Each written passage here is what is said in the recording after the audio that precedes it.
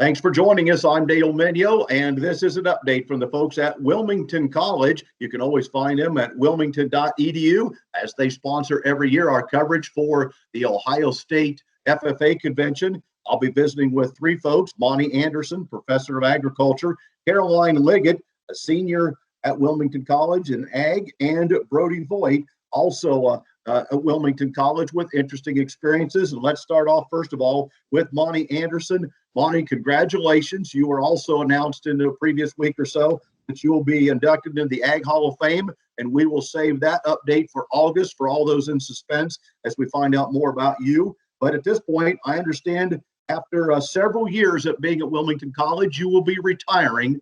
Tell us more about that. You know, I've lived in Ohio over half of my life, and 38 years, you can do the math. It's about time to see grandchildren and spend time with them. So it's been a great time. What's been the biggest change you've seen either in agriculture education or the students pursuing ag education degrees in that time? I would have to say the number of women in agriculture. It has been amazing what they've done and how they've changed the landscape. So just really, really outstanding. Boy, when you look back to that, you could probably list several of the students that you think out that went out into the work world, and a couple of those students actually helped you or actually put on a program at Wilmington College not that long ago. I'm going to assume you had both of those young ladies in your classes? Absolutely. In terms of these two, Carolyn and Brodys, absolutely. As you look back to some of the others that were in the Women in Ag, when you talked about Chastity and Janelle, were both of those in your class as well? Well, Janelle is not an Ohio State alum. I believe she's Purdue, but Chastity and Tammy Dobbles really started this off after they had graduated and were in the ag industry. And they approached me and said, we really need to have a visit, just women, no boys allowed, women to women, and discuss some things that they need to be aware of as they enter the job force in a male-dominated occupation.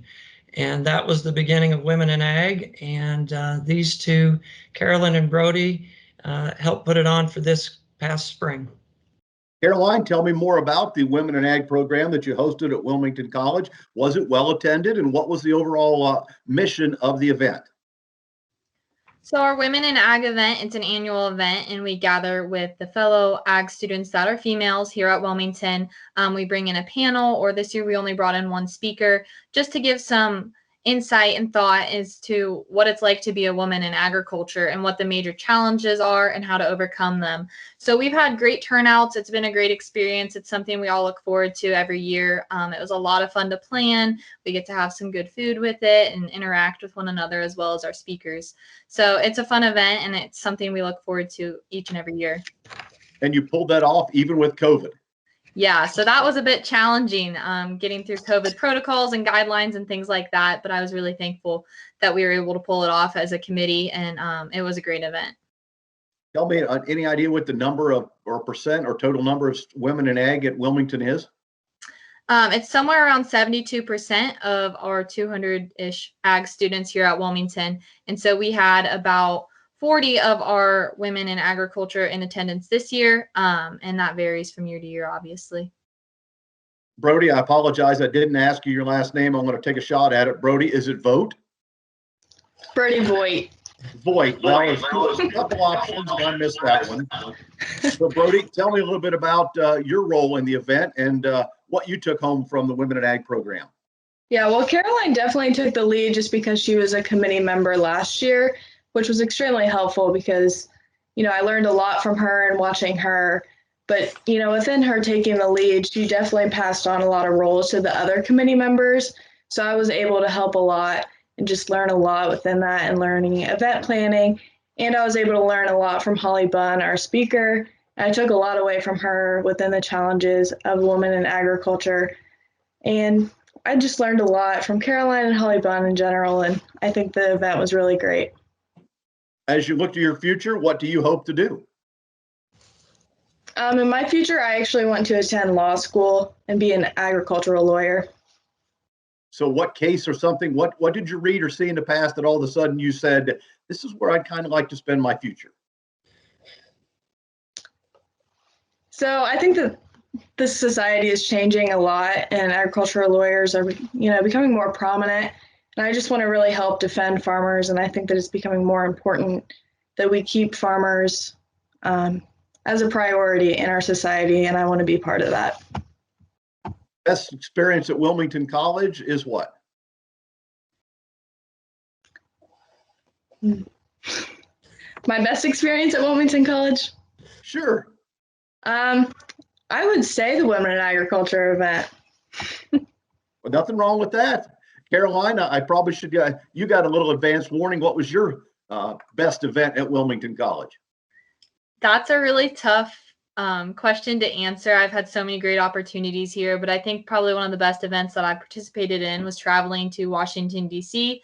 with our agriculture department, and we actually got to lobby on the USMCA last fall. So hopefully we get to do that next fall as an ag department again. Now, Caroline, were you in the FFA in the state? I was.